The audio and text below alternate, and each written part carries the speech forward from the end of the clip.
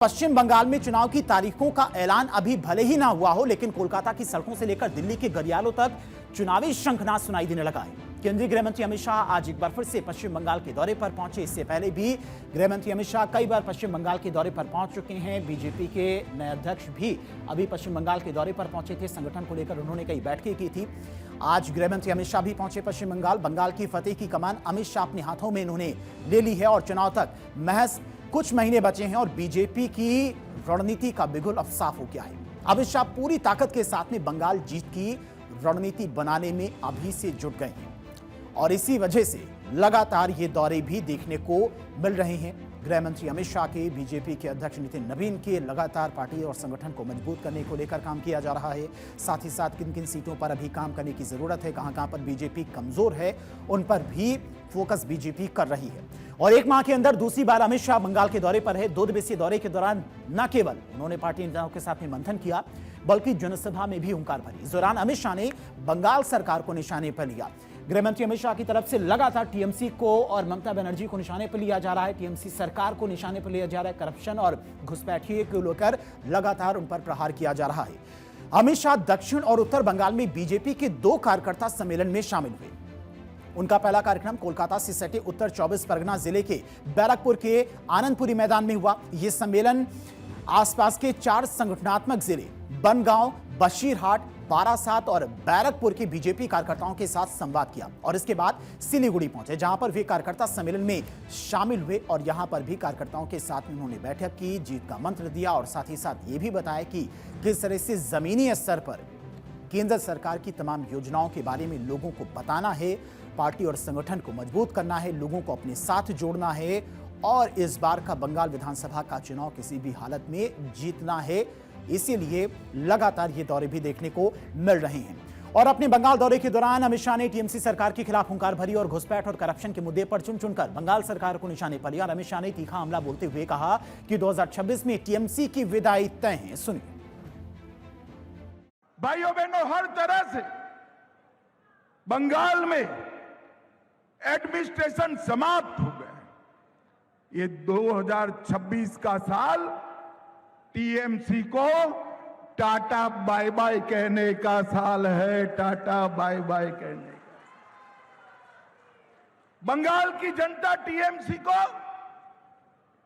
कम्युनिस्टों से मुक्ति पाने के लिए आई और टीएमसी ने तो कम्युनिस्टों को भी अच्छा कहलाने का काम कर दिया।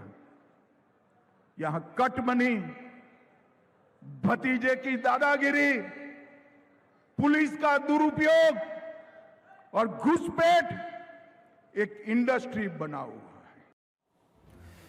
और पश्चिम बंगाल में इस वक्त घुसपैठ एक बड़ा मुद्दा बनता जा रहा है और इसी मुद्दे के जरिए बीजेपी लगातार टीएमसी पर निशाना साध रही है। टीएमसी और ममता बनर्जी पर निशाना साध रही है। घुसपैठियों के जरिए बंगाल सरकार को आए दिन निशाने पर बीजेपी ले रही। और आज एक बार फिर से जब गृह मंत्री अमित शाह पश्चिम बंगाल के दौरे पर पहुंचे तो उन्होंने सीधे सीधे घुसपैठियों को लेकर ममता सरकार को निशाने पर लिया। घुसपैठ पर लगाम के लिए टीएमसी को हटाना जरूरी है। गृह मंत्री अमित शाह की तरफ से यह साफ साफ कहा गया।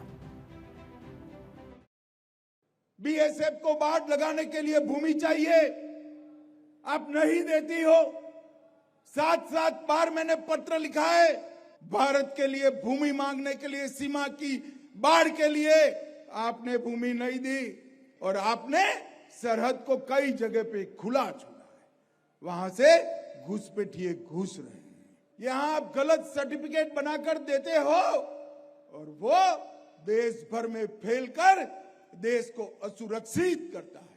बंगाल से होने वाली घुसपैठ ये सिर्फ बंगाल की सुरक्षा का मुद्दा नहीं है।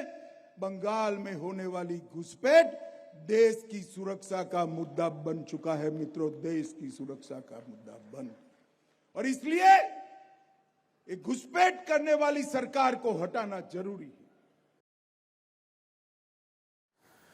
15 वर्षों से सत्ता में काबिज टीएमसी सरकार को हटाने के लिए बीजेपी एड़ी चोटी का जोर लगा रही है। बीजेपी सूत्रों के अनुसार अगले 3 महीनों के लिए पार्टी ने रणनीति को अंतिम रूप दे दिया है। इसमें संगठन पर जोर, राज्य भर में परिवर्तन यात्रा निकालना और खुद को ममता के विकल्प के रूप में पेश करना शामिल है। क्या कुछ बीजेपी की तरफ से रणनीति बनाई गई है और बीजेपी का साइलेंट पीरियड वाला प्लान आखिर क्या है, वो भी आपको बताते हैं। दरअसल बंगाल में फरवरी में 10वीं और 12वीं की परीक्षा होती है और इसी तहत बीजेपी अपनी रणनीति भी तैयार कर रही है। फरवरी महीने को साइलेंट पीरियड कहा जाता है और इसी को बीजेपी चुन रही है। इस महीने में लाउड स्पीकर्स के उपयोग पर बैन भी रहता है।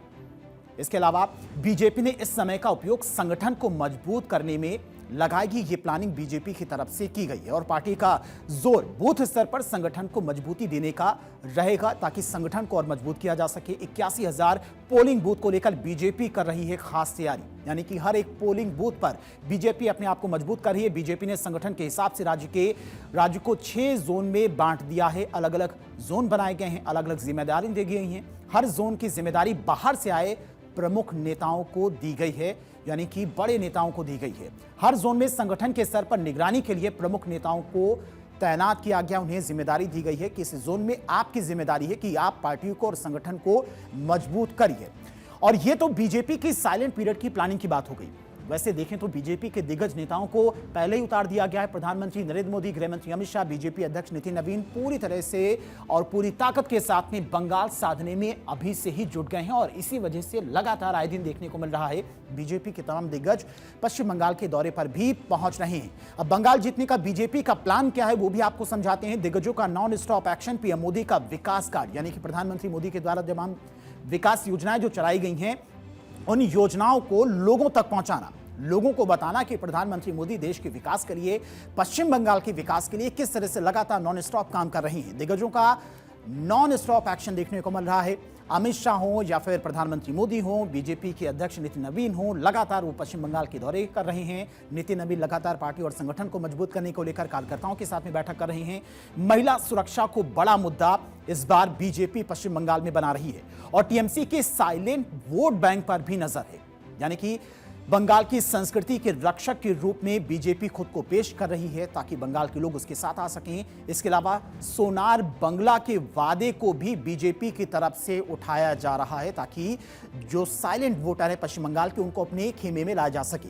और बंगाल में बीजेपी संगठन को जमीनी स्तर पर मजबूत करने पर अमित शाह का खास जोर है और इसीलिए उन्होंने 294 विधानसभा सीटों में से हर सीट पर बूथ स्तर की तैयारियों का जायजा आए दिन वो ले रहे हैं। एक महीने में दूसरी बार दौरा महज एक दौरा नहीं बल्कि 2026 के महायुद्ध का शंखनाद भी माना जा रहा है और इसी वजह से इस चुनाव में नितिन नवीन की असली परीक्षा होने वाली है क्योंकि अभी उनको अध्यक्ष बनाया गया है। अमित शाह ने घुसपैठ को चुनाव का सबसे बड़ा मुद्दा घोषित कर दिया है। पश्चिम बंगाल में घुसपैठियों का मुद्दा सबसे बड़ा है भी। भ्रष्टाचार और जनसंख्यिकी बदलाव को जनता के बीच ले जाने का मंत्र कार्यकर्ताओं को अमित शाह की तरफ से दिया जा रहा है। रैलियों की बजाय बूथ पर 20 लोगों की टोली बनाने की प्लानिंग भी की गई जो हर एक बूथ पर जाएंगे, लोगों को समझाएंगे, सरकार की योजनाएं बताएंगे और विस्तारकों की तैनाती और बूथ स्तरीय लामबंदी पर भी जोर दिया गया, यानी कि हर कोशिश, हर एक प्लानिंग बीजेपी कर रही है पश्चिम बंगाल का चुनाव जीतने के लिए। साफ है कि बीजेपी इस बार बंगाल में केवल